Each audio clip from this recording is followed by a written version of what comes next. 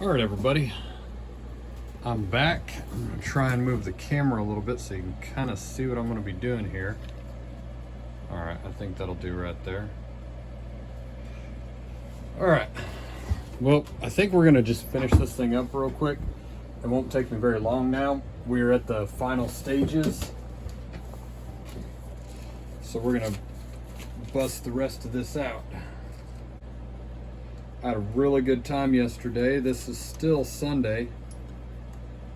And yesterday I was working on that tree that was at the beginning of the last video. That was a maple tree, about a 40-inch trunk down by the base. 3 main trunks coming out. They were all about 20 to 25. 20 to 25 inches. Overall, it was about 50 to 55 feet high. It was a good little project right there. I wound up using my 661. It was giving me fits with the last tree I tried to use it on. And it's the first M-Tronic saw that I've ever built. So one of my buddies had me double check and try to do a factory reset again, and after I did it a second time, it actually started working. I was about to the point of just having them taking it to my local dealer and having them pull the codes on it and tell me what's going on, because I did a pressure vac test on it. I did a pressure vac test, and I did a inspected all the rubbers, all the gaskets, everything that I possibly could, and it didn't have anything outwardly wrong. It just needed another reset to make it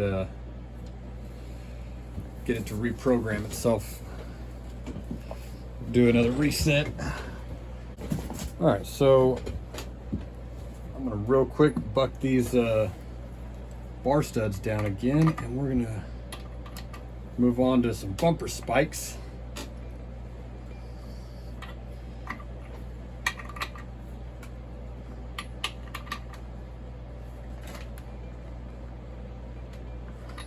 All right.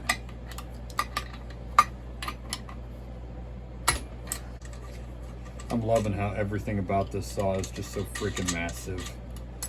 Even the bar studs and the bar nuts are kind of insane. Fascinating fact I learned. These bumper spikes, the outsides look exactly like the insides. Normally Alright, I kind of realized that I needed to hold off on that for a minute while I get my bumper spike installed. If I'm remembering right, that goes there. So this is actually going to go inside of that. Yep. So this goes in here like that. 2 seconds. All right. Back of that, front of that, in.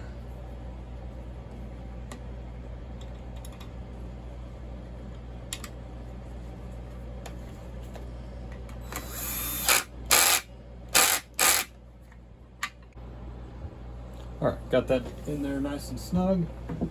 Now let's find my last couple pieces, I believe. Yeah, I believe this is them. Okay. There we go, perfect. I've thought about doing a couple different things to this to see if it improves it and if I like it better.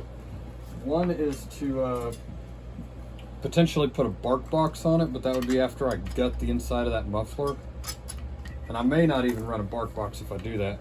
But one of the other things was the prospect of doing a max flow on it, because I run one of the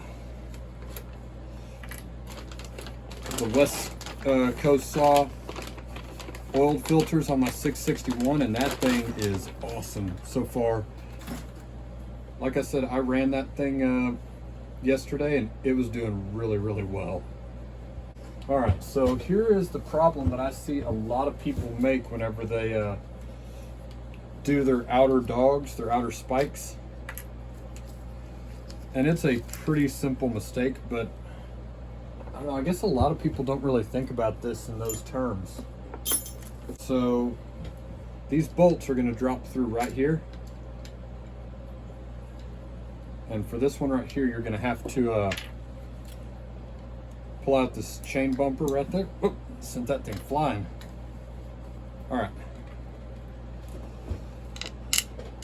Those normally go in just exactly like that. Now whenever you flip this thing over, we're gonna drop that down like that. All right, give me a couple seconds to grab those other two nuts real quick. All right, the only reason I'm bothering to bring that up is I'm not bothered to fix it, but it's even done the opposite way on my 661.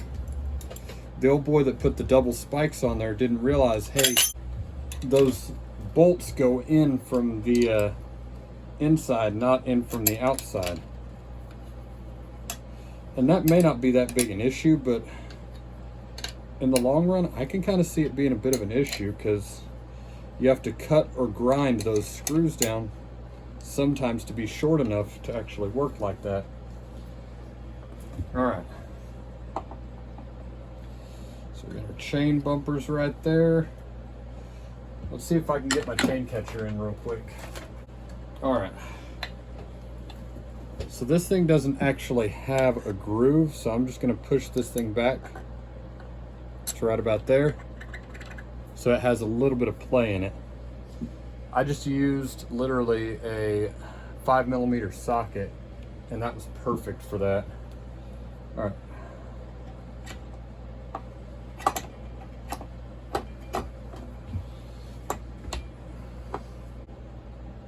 All right, so this little bugger right here is going to go in the top. Run that in pretty good just with our fingers real quick. That's going to be the space filler right there.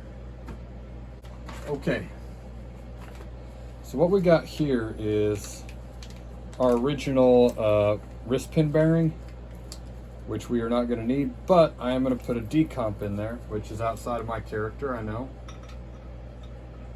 But this is 60mm, it's an 880. If I decide later I can start that thing easy enough without a decomp, we'll run without a decomp. I've got plenty of those plugs. I keep them in stock. Right there.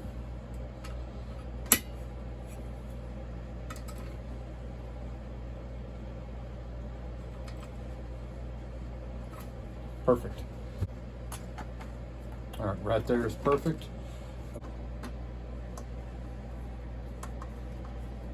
Now I do try to go out of my way. I will run a blue top if I build a clone saw.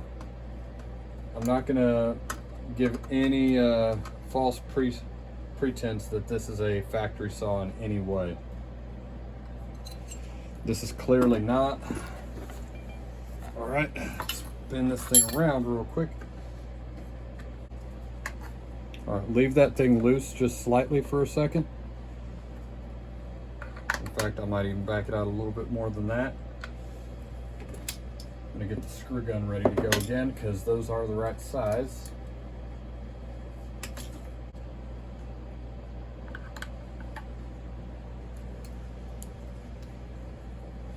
Okay, we're gonna try that for a little bit without it.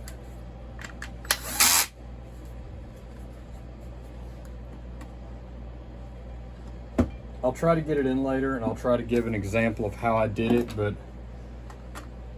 with everything the way it is, with this AV mount right here, there is no way that I can really see to get in there. That is extremely obscured. Okay, we'll put one spark plug in. This is an Oregon. It came with the set and I need to go buy some more spark plugs. Okay.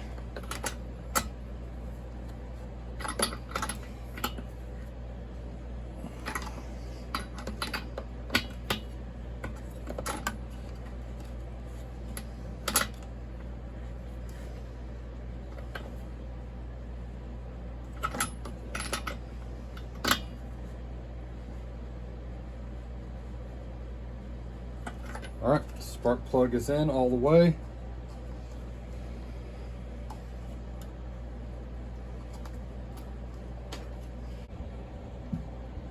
All right, I found the rest of the hardware to do this. Sorry the video cut out. I didn't realize I'd reached my limit. Got the caps on. Got my badge cover that I prefer. But real quick, we're gonna put a full wrap handle on this, and if I need to pull it off for milling, I'm gonna keep that old half wrapper. Yeah, it's just a half wrap. This is a 3/4 wrap.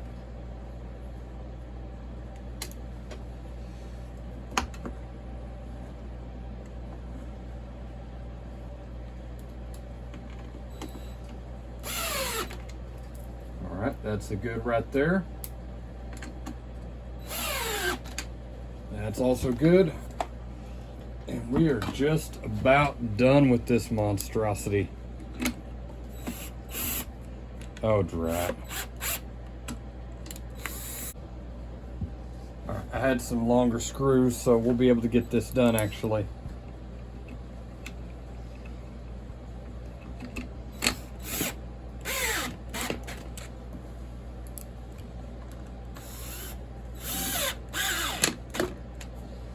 That way I don't have to run that half wrap. I can run a 3/4. I found that I do actually prefer a 3/4 wrap more than I do a half wrap anymore. I can do the other one, but it's not my first choice. There we go. All right, last one, I believe. All right. I'm gonna try and cut in a clip of this thing running if I get it running this evening.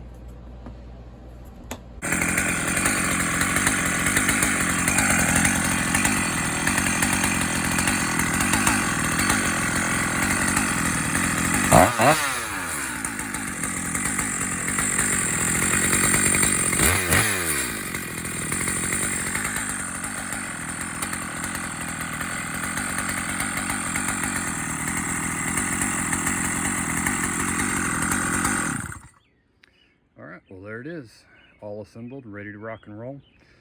I managed to drop one of the bar nuts and it took me about 10 minutes to find it. But yeah, I'm going to order this piece right here, one that's actually got the threads in it. And I will stew on the idea for a little bit of getting this thing a MaxxFlow air filter. It's already got that oiler, and that thing is spitting out an insane amount of volume every time I hit the throttle. But yeah, full wrap handle. I'm happy with that. I just need to get a bar for it, and me and my buddy will probably mill some logs. We'll talk to you later. Take it easy. Bye.